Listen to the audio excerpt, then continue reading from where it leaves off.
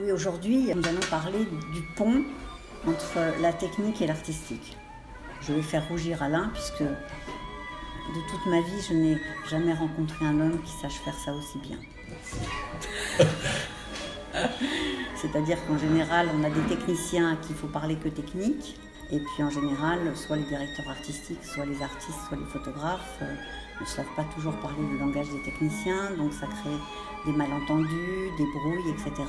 Et en fait, dans les tirages que nous avons faits ensemble, j'ai eu quelqu'un qui était à l'écoute, tout en regardant les choses, en essayant de comprendre qu'est-ce qu'il fallait restituer au mieux.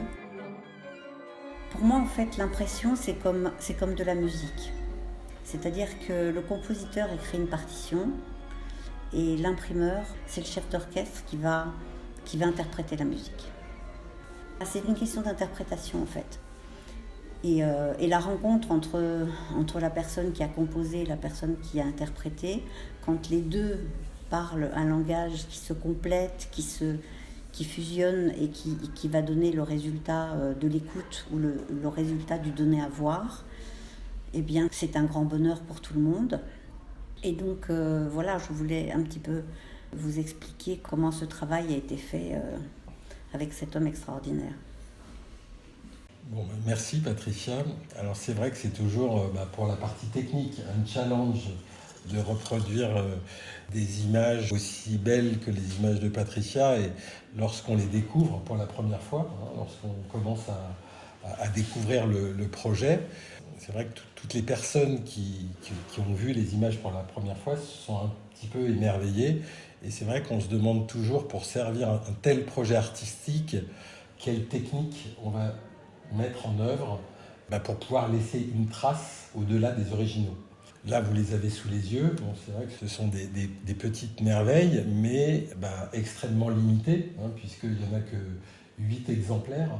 Donc effectivement, si on veut laisser une trace un tout petit peu plus large, souvent il faut imaginer un outil qui va rester, qui aura une diffusion un tout petit peu plus large. Et donc on cherche à savoir si pour accompagner le projet, on va faire un livre, ou si on va faire un coffret. Et si on fait un livre, est-ce que ça va être un livre à tirage limité, très limité, ou est-ce que ça va être un coffret, et quel va être le format par rapport aux originaux? Voilà, c'est toutes les questions qui se posent. Je dirais que pour aller un tout petit peu plus loin, on développe, nous, des technologies de reproduction de l'image pour être au plus proche des originaux. Donc, c'est-à-dire qu'en utilisant les technologies qu'on développe, on est tellement proche des originaux qu'une fois encadré, on est à la limite, on ne sait plus si on a l'original qui était limité à 8 exemplaires, ou si, effectivement, on a le tirage qui est dans le coffret qui était fait de manière un petit peu plus large à 50 exemplaires ou 100 exemplaires, par exemple, dans le cadre du petit format. Voilà, donc là, ça a été toute une réflexion qu'on a menée avec Patricia lorsqu'elle m'a présenté son travail. Et donc, c'est des choix qu'on a fait ensemble. Voilà, et c'est vrai que la première partie de ces choix, très souvent, c'est le papier, puisque le papier a un impact extrêmement important sur la restitution de l'image. Il faut rencontrer en fait ce que l'artiste a imaginé, puisque dans la tête de Patricia, tout est très clair. Et en fait, il faut être en mesure de comprendre ce à quoi elle veut aboutir pour trouver dans la palette des outils dont on dispose à la fois les matériaux et les techniques qui seront le plus à même de reproduire son œuvre. Mais il y a le papier et il faut aussi parler des encres. Ouais. Donc parle de tes encres qui viennent de très loin. Oui, alors au niveau des encres, alors c'est vrai que quand on a comme ça un travail en noir et blanc avec autant de puissance, le premier élément qui est fondamental dans la reproduction d'une œuvre en noir et blanc, c'est effectivement la puissance du noir. Et la puissance du noir, en fonction du support qu'on a choisi, pour avoir le noir le plus intense possible, en fait, on cherche à comprendre la réaction de l'encre noire sur le papier. pour obtenir un noir très très intense, il faut en mettre plusieurs couches. Si on fait un parallèle avec la peinture, on va parler par exemple, on parlait du domaine automobile, des fois il va falloir plusieurs couches pour arriver à avoir une qualité, je dirais une puissance, puisque là on parle de noir, donc on parle de puissance, de densité, parce que une seule couche elle va être partiellement absorbée par le support et la densité de l'encre va être réduite. Et donc nous on développe des technologies pour être capable de mesurer l'intensité maxi que le support va être capable de restituer et de déterminer combien de couches il en faut. Et donc en fonction de la technique qu'on utilise, on va savoir que pour obtenir la densité maximale d'un tirage de collection, il va falloir par exemple 3 ou 4 couches de noir, et sur une reproduction comme dans le coffret, 2 ou 3 couches vont suffire par exemple. Mais dans les deux cas, c'est pas le nombre de couches qui est important, c'est le fait qu'on aboutit au résultat désiré. C'est-à-dire qu'on va avoir cette puissance, qui est un noir extrêmement puissant, qui va être là et qui va être restitué dans les deux cas sur le papier qui a été choisi, et donc qui est un support un tout petit peu différent entre le tirage de collection et les tirages qui sont dans les coffrets, mais le rendu du noir est quasiment de la même puissance. Alors, sur les tirages de collection, vous avez une particularité, c'est qu'en plus d'avoir plusieurs noirs, vous avez également plusieurs gris. C'est-à-dire qu'il y a 4 gris. Ce sont des encres qui sont réalisées, élaborées plus précisément, élaborées à base de pigments de charbon et de carbone. Donc les tirages de collection sont pratiquement inaltérables dans le temps, puisqu'il n'y a quasiment pas de réaction à la lumière. Il n'y a absolument pas de mélange avec des pigments, par exemple, de cyan, de magenta, de jaune, 0 gramme, 0 pixel. Donc ça, c'est extrêmement important parce qu'on va être comme une peinture, c'est-à-dire qu'en termes de préservation, c'est inaltérable, y compris si vous avez du soleil qui vient éclairer l'œuvre, ça ne va quasiment jamais bouger. Et alors justement, toi tu utilises 17 gris différents ? Voilà, non, les gris sont les échelles de gris, mais c'est vrai qu'il y a une quantité de gris qui sont... Après, c'est un petit peu complexe dans la terminologie, mais on travaille sur des échelles de gris. Et donc, pour avoir le plus grand nombre d'échelles de gris, c'est la manière dont on va traiter les noirs, du noir bloqué jusqu'au blanc papier, et tous ces noirs vont passer les uns par-dessus les autres avec des gris qui sont fabriqués soit par des gris, soit par des niveaux de gris. Et par des gris qui sont chauds, qui sont froids. Voilà, parce que c'est ça qui est très rare, c'est d'avoir des possibilités d'une palette aussi incroyable en chaleur et en froideur de gris. Et c'est, je pense, ce qui donne aussi quasiment cette mise en relief des images. Ouais. Ça n'est pas que le noir, c'est les gris. C'est le gris. C'est les gammes de gris, en fait. Voilà, et c'est toute la dynamique à l'intérieur de la gamme de gris. C'est ce qu'on appelle la dynamique de l'image, comme sur des écrans maintenant haute définition. Ce qui fait que l'image jaillit de l'écran, c'est en fait ce qu'on appelle le color contrast. Et le color contrast dans les gris, c'est la capacité à avoir des échelles de gris où les gris se détachent les uns à côté des autres et qui fait qu'effectivement, l'œil a une discrimination visuelle qui permet d'avoir une lecture de l'image. Le relief, incroyable. Voilà. Regarde, tu vois, par exemple, ici, si on prend que cet endroit-là, par exemple, regarde le nombre de gris qu'on a. Ouais. Et c'est ça qui donne justement l'effet de relief, l'effet de matière, l'effet d'avoir cette sensation qu'on peut toucher. Tu vois, c'est ça en fait qui est très, très important, c'est que le noir, oui, mais c'est toutes ces gammes de gris qui ont été pour moi très importantes parce que c'est dans les gris qu'on ressent la matière, c'est dans les gris qu'on a envie de toucher avec le regard, c'est dans les gris que s'exprime toute une palette de nuances pour arriver au blanc et au noir. Donc c'est vrai que je pense que c'est important de parler des gris, je trouve.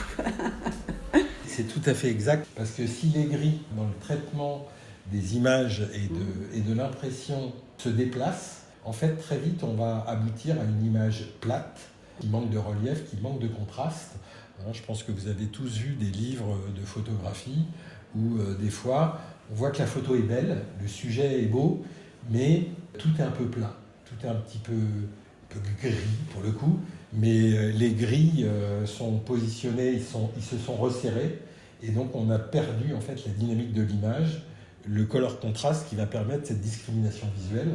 Et donc c'est particulièrement difficile lorsqu'on fait des reproductions ou des livres. Bon, nous on travaille pour apporter le meilleur de ce qu'il est possible de faire, puisqu'on développe nos propres systèmes de reproduction de l'image, et ces systèmes sont adaptés en fait à chaque projet en fonction du projet de l'artiste. Très souvent, le process est développé, affiné au moment seulement où on a choisi le papier sur lequel on va travailler et le procédé d'impression qui va nous permettre d'apporter tout ce qu'on souhaite pour le projet. C'est des choix qui peuvent être différents parce que la technique, en réalité, dans tout ça, ce ne sont que des outils qu'on va mettre au service du résultat qu'on veut obtenir. On a la chance d'avoir toute une palette d'outils et de pouvoir choisir quel va être l'outil le plus adapté pour avoir une restitution optimale qui va servir l'œuvre. Et l'effet waouh, il faut qu'il ait toujours lieu dans 100 ans ou 200 ans, quand les œuvres seront admirées par nos successeurs. Ou détruites. Ou détruites. On a un petit peu fait le tour de la question, mais bon, si vous avez des questions de votre côté, écoutez, n'hésitez pas.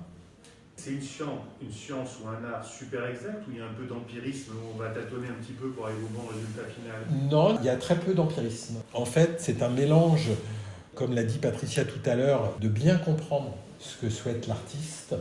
Mais de notre côté, tout ce qu'on développe, c'est basé sur effectivement de la science, des calculs, des outils de mesure et des réactions qui ne sont pas du tout faites ce qu'on appelle au doigt mouillé, mais vraiment effectivement mesurées avec des outils de mesure extrêmement élaborés, qui sont des spectrophotocolorimètres et qui sont capables de calculer le noir d'un bout à l'autre et de voir comment ça se déplace. Et après, avec le savoir-faire qu'on a développé depuis des années, nous, on sait comment modifier tout ça pour remettre les choses en place et que le résultat soit optimal. Il y a beaucoup de gens qui travaillent de manière plus empirique, c'est-à-dire qu'ils sortent des choses les unes après les autres et ils fonctionnent par comparaison en se disant ça c'est mieux que ça. On demande l'avis à l'artiste et en fait l'esprit humain fonctionne tout le temps par comparaison. C'est-à-dire que vous prenez la plus mauvaise, si vous enlevez tout ce qu'il y a autour et que le sujet est hyper intéressant, il y a déjà des gens qui vont dire c'est magnifique. Mais si nous on arrive, on peut dire aussi c'est très beau, mais on sait à côté de quoi on est passé. Voilà, donc Patricia qui travaille dans le monde du luxe, de la mode, du cinéma depuis des années, elle sait aussi ce qu'elle peut obtenir, donc elle ne lâche rien quand elle a un projet et elle veut aller au bout des choses et elle essaye de s'entourer des gens qui vont pouvoir lui permettre d'obtenir ce qu'elle a imaginé. Alors, petite anecdote, parce que là on a parlé du noir, des reproductions, des tirages de collection et du coffret, mais la complexité du noir également, c'est qu'il y a énormément de nuances de noir. On avait des papiers noirs teintés dans la masse. Et ces papiers noirs teintés dans la masse, c'est vrai que quand on s'adresse à un fabricant de papier, il dit j'ai le plus beau papier noir teinté dans la masse. Et donc, évidemment, nous, on est dedans tous les jours, donc on a l'habitude. Effectivement, j'ai présenté à Patricia un certain nombre de papiers noirs teintés dans la masse, et quand on les mettait côte à côte, on voyait 5 noirs très, très différents. Des noirs rouges, des noirs bleus, des noirs plus neutres, des noirs qui paraissaient plus denses, mais qui réfléchissaient plus la lumière. Dès qu'on met de la lumière sur du noir, ouais. On voit, quand c'est du mauvais papier noir, qu'est-ce qu'on voit? Tous les reflets. Pas seulement les reflets, mais on voit aussi la façon dont le papier a été conçu. Alors que là, quand on est en pleine lumière, vous voyez, on dirait du papier aluminium. Il absorbe toute la lumière, il n'y a pas de réflexion. Et il est totalement neutre. Donc ça, le fait de travailler de cette façon-là les noirs nous a permis d'être très exigeants sur aussi les cartons.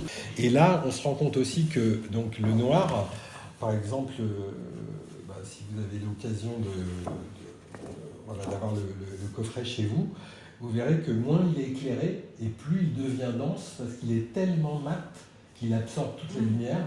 Donc là on est extrêmement éclairé, mais normalement, on va se rendre compte qu'on va garder la lisibilité et il va devenir de plus en plus puissant puisqu'il ne réfléchit à rien, il absorbe tout. Donc ça, c'est une des autres caractéristiques qu'on peut avoir aussi, et c'est une caractéristique qu'on exploite aussi lorsqu'on imprime, c'est-à-dire qu'on essaye, vous allez voir, c'est pas qu'on essaye, on y arrive, on obtient, c'est-à-dire que sur les tirages qui sont dans le coffret, il n'y a pas de vernis. Donc vous êtes en contact avec l'encre directement, donc la puissance du noir, et comme il n'y a pas de vernis, il n'y a pas de réflexion, donc vous avez une lisibilité qui est bien meilleure que lorsque le tirage est verni ou possède un verre brillant. C'est un peu plus fragile, donc là on utilise des techniques qui ne maculent plus, il n'y a pas du tout de risque de maculage. Ça reste un petit peu plus fragile, comme toutes les choses précieuses, donc il faut les manipuler avec des mains propres. Et puis ça dépend du grammage du papier aussi. Ça dépend du grammage du papier, mais la fragilité, je dirais, elle est quand même là. Malgré tout, les impressions qu'on a dans le coffret sont moins fragiles qu'un tirage de collection. Un tirage de collection, il doit impérativement être protégé tout de suite. L'idéal, c'est d'avoir un verre anti-reflet. Et plus le verre va être anti-reflet, plus vous allez pouvoir profiter de l'œuvre sous différents angles, quel que soit l'éclairage qui est dans la pièce, puisque plus le verre va être brillant. Alors quand le verre est brillant, ça augmente le contraste encore quand vous êtes juste en face.